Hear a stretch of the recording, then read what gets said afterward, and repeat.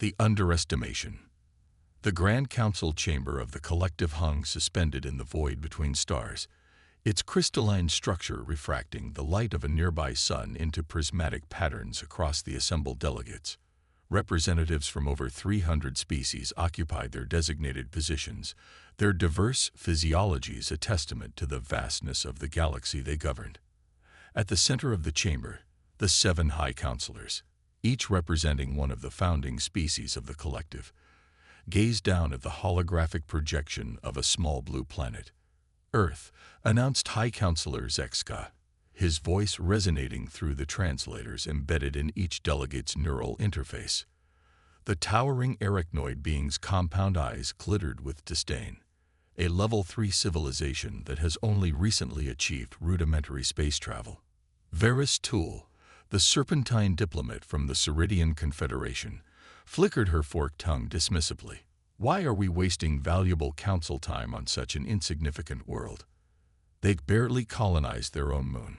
Because, interjected Krell Domo, the militaristic representative of the Omicron Alliance, they have refused our standard integration protocols. 3 diplomatic missions, all rejected. The humans claim they wish to develop independently. Laughter rippled through the chamber, a discordant symphony of clicks, hums, and rumbles from dozens of different vocal apparatuses. Independence is not an option, declared Zexka. The collective's stability requires compliance from all spacefaring species. The humans will join us or face standard pacification procedures. High Counselor Ilara Voss, the only member who appeared remotely humanoid with her luminescent blue skin and flowing tendrils that served as both hair and sensory organs, leaned forward. Perhaps we should reconsider. My analysts suggest humans possess unusual adaptability. There are indications they might. Your analysts have grown soft, Ilara, interrupted Krell Domo. I've reviewed the data myself. Earth possesses no significant military capabilities. Their most advanced warships are primitive nuclear-powered vessels confined to their oceans. Their space technology is rudimentary at best. The holographic display shifted to show Earth's modest collection of satellites, the International Space Station, and a handful of lunar outposts. Pathetic, muttered one of the delegates. Zexka raised an upper limb for silence. The decision is made. Transmit the ultimatum. Earth has 1 planetary rotation to accept collective oversight, or we implement standard pacification. As the session concluded, Ilara Voss watched the dispersing delegates with unease. Something about the humans troubled her. They were so young as a spacefaring species, yet they had accomplished much in their brief history. Their communications intercepts revealed a culture obsessed with stories of resistance against overwhelming odds. Her people, the ancient Lunari, had learned over millions of years that stories often revealed deeper truths about a species. But her concerns would go unheeded. The collective had grown arrogant in its 10,000 years of dominance. Admiral Helena Chen stood in the command center beneath Mount Cheyenne, her weathered face illuminated by the tactical displays showing the approaching collective fleet. Around her, military personnel from nations that had been enemies mere decades ago worked in concert, their movements practiced and precise. Ultimatum received, Admiral, reported Communications Officer Lai. They're demanding our immediate surrender and integration into their collective. 1 day to comply. Chen nodded, unsurprised. And our friends in the belt. General Singh reports all units are in position. The Artemis defense grid is fully operational. President Marcus Williams entered the command center, flanked by his security detail. The room stiffened to attention. At ease, he said, approaching Chen. Is it time, Admiral? Yes, Mr. President. They've made their move exactly as Ambassador Drake predicted after his meeting with them. Williams nodded solemnly. 70 years of preparation. 3 generations working in secret, while we pretended to squabble over petty territorial disputes. He looked around the room. Your grandparents began this work knowing they might never see its completion. Today, we honor their foresight. The President turned to the Global Command Staff. Initiate Operation Watershed. Throughout the solar system, hidden installations stirred to life. In the asteroid belt, stealth platforms powered up weapon systems far beyond what the collective believed humans possessed. Beneath the icy crust of Europa, massive hangars opened to release ships that had never known Earth's gravity. On Mars, defense arrays emerged from the rusty soil, their targeting systems locking onto the approaching collective vessels. And in Earth orbit, the seemingly primitive satellites and stations began to transform, metamorphosing into their true forms as the most advanced defensive array ever constructed by human hands. High Commander Krell Domo personally led the pacification fleet. It was a formality, really, an exercise hardly worth his attention. But humans had been designated a prideful species, and the collective protocols required a show of overwhelming force for such cases. High Commander, his second reported, we're detecting unusual energy signatures from the planet's moon and several orbital platforms. Krell Domo dismissed the concern with a gesture. Primitive scanning attempts. They're trying to assess our capabilities. Sir, these readings don't match any known Level 3 technologies. Irrelevant. Commence standard intimidation protocol. Target their largest military installations and... The tactical officer suddenly jerked back from his console. Sir, multiple new contacts appearing throughout the system. They're everywhere. The main view screen flickered to show hundreds of ships emerging from concealed positions around Earth, its moon, and throughout the asteroid belt. Ships that, according to all collective intelligence, could not exist. Krell Domo stared in disbelief as the primitive species he had come to subjugate revealed its deception. On the bridge of the EDF Defiance, Admiral Chen watched as the collective fleet faltered in its approach. They've stopped, Admiral, reported the tactical officer. They appear to be reassessing. Chen allowed herself a small smile. 70 years of misdirection. 70 years of appearing weak while we prepared. The Artemis Accords united Earth not just in peace, but in purpose. They're hailing us, Admiral. On screen. The furious face of High Commander Krell Domo appeared. What is the meaning of this deception? You have violated collective protocols by concealing your true technological level. Chen regarded him coolly. We violated nothing, Commander. We simply chose not to reveal our hand until forced. Your collective made assumptions based on what we allowed you to see. Impossible. A Level 3 civilization cannot possess phase shift technology or gravity manipulation. Perhaps your classification system needs revision. Chen leaned forward. We respectfully decline your offer of integration. Instead, we propose a mutual non-aggression pact. Return to your council with our terms. Earth and the Sol system remain sovereign territory. We're willing to establish diplomatic and trade relations as equals, not subjects. The collective does not negotiate with. With respect, Commander, look at your tactical display. Your fleet is surrounded, outgunned, and far from reinforcements. The next move is yours, but I suggest diplomacy over destruction. As the communication ended, Chen turned to President Williams, who had watched the exchange in silence. They'll retreat, Chen said confidently. Their protocols dictate withdrawal when encountering unexpected resistance from a supposedly inferior force. Williams nodded. Then we'll have bought ourselves time. But the collective won't take this humiliation lightly. They'll return with a larger force.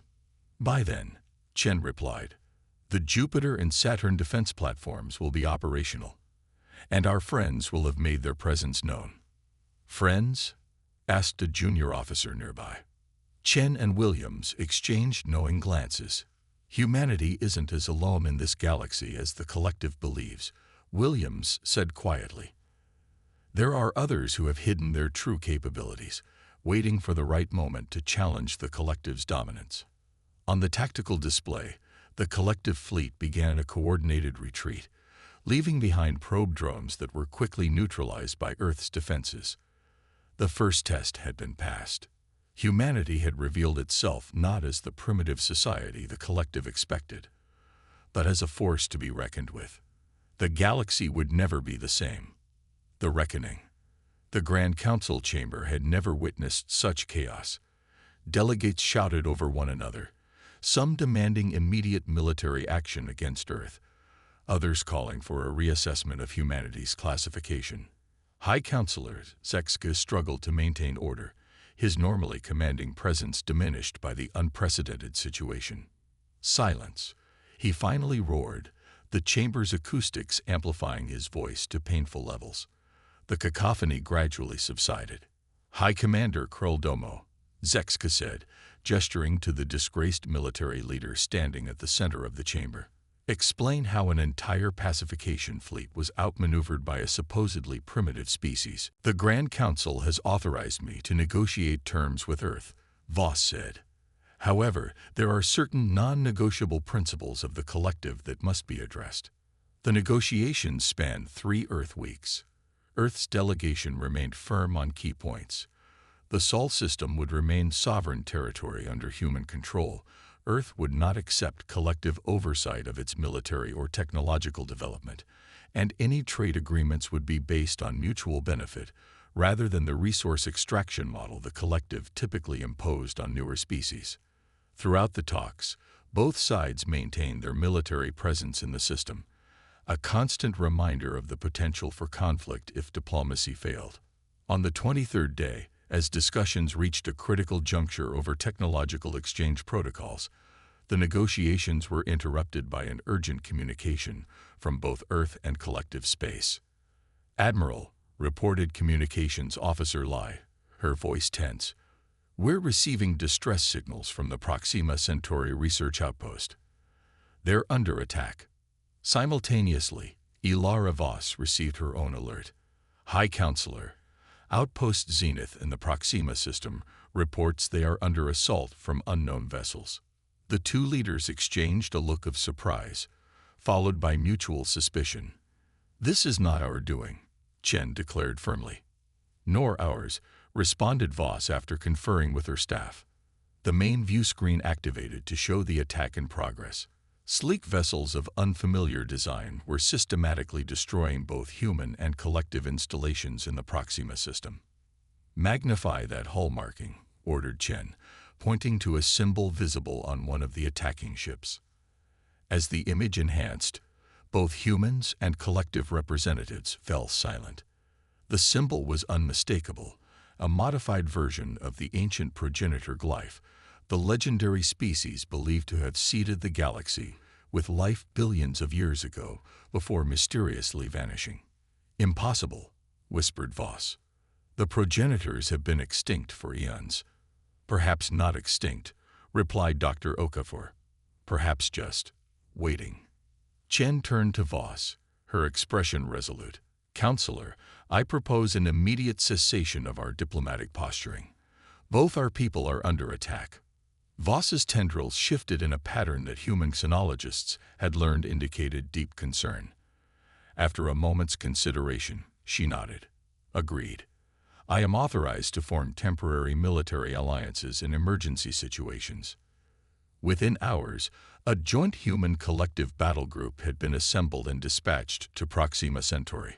Ships that had been designed to fight each other now flew in formation against a common enemy. The battle for Proxima Centauri revealed the truth. The supposed progenitors were actually the harvesters, a previously unknown species that had been observing both humanity and the collective, waiting for the perfect moment to strike while their potential opponents were distracted with each other. The combined human collective forces eventually repelled the harvester attack, but not without significant losses on both sides.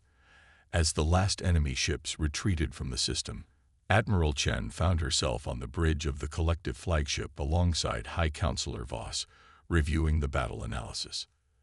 They knew our weaknesses, Chen observed, studying the tactical recordings. They targeted specific vulnerabilities in both our defensive systems. They have been watching us both, agreed Voss. Perhaps for longer than we realize. A communication officer approached Voss. High Counselor, we're receiving transmissions from 17 systems along the outer rim. Harvester forces have been sighted in all of them. Chen and Voss exchanged glances, the implications clear. This had never been about a single system. It was the beginning of a galaxy-wide invasion. "Counselor," Chen said after a moment's consideration, "I believe our negotiations have just been simplified. Earth faces the same threat as the Collective. We can continue to distrust each other, or we can formally ally against this common enemy." Voss's tendrils rippled thoughtfully. "The Grand Council will resist. Many still believe humanity should be subjugated rather than treated as equals. Then they risk fighting a war on two fronts," Chen replied bluntly. "Earth will not surrender its sovereignty, even in the face of this new threat. However, we are prepared to commit our full military and technological resources to a true alliance, one founded on mutual respect and common purpose." For a long moment, Voss studied the human admiral. Then, in a gesture that surprised her collective staff, she extended her hand in the human manner of agreement. 6 months after the first Harvester attack, representatives from Earth stood as equals among the delegates in a reformed council chamber. The Collective had transformed, shedding its imperial nature to become a true alliance of species united against the Harvester threat. Earth's technology, particularly its stealth systems and adaptive AI, had proven invaluable in the ongoing conflict. In turn, humanity had gained access to the advanced FTL drive systems and energy technologies that the Collective had refined over millennia. Admiral Chen, now serving as Earth's military representative to the Alliance Command, stood beside President Williams as they addressed the assembled delegates. "The Harvesters believed they could exploit our divisions," Williams stated. "Instead, they accomplished what diplomacy alone could not. They united us in common cause." High Counselor Voss, who had become Earth's strongest advocate within the former Collective leadership, nodded in agreement. From adversaries to allies in the span of a single year. Perhaps this is the true test all spacefaring civilizations must eventually face, learning to overcome their differences before external threats force their hand. As the session concluded, Shen found herself walking alongside Krell Domo, the once arrogant commander who had led the attempted pacification of Earth. They had fought side by side in 3 major engagements against the Harvesters. "I still don't understand," Domo admitted reluctantly. "How did Earth conceal so much from us for so long?" Chen smiled. "Humanity has always excelled at 3 things, Commander: adapting to survive, uniting against common threats, and preparing for the worst while hoping for the best. For generations, we prepared for first contact to go poorly, all while hoping it wouldn't. And now we prepare for a long war against the Harvesters, while hoping for a lasting peace to follow." Chen paused, then added, "There's an old human saying, 'The stars are better reached together than alone.'" Domo considered this. Perhaps there is wisdom in that approach. As they gazed out at the vista of stars visible through the chamber's crystalline walls, the fleet of combined Earth and former Collective vessels moved in coordinated patterns, a testament to how quickly ancient enemies could become essential allies when facing a greater threat. The Collective had thought humanity defenseless, only to discover a formidable adversary. The Harvesters had thought to exploit the division between 2 powerful forces, only to catalyze their alliance. And humanity, after centuries of isolation, had finally found its place among the stars, not as conquerors or subjects, but as equals in a galaxy far more complex and dangerous than anyone had imagined. The age of solitude was over. The age of alliance had begun.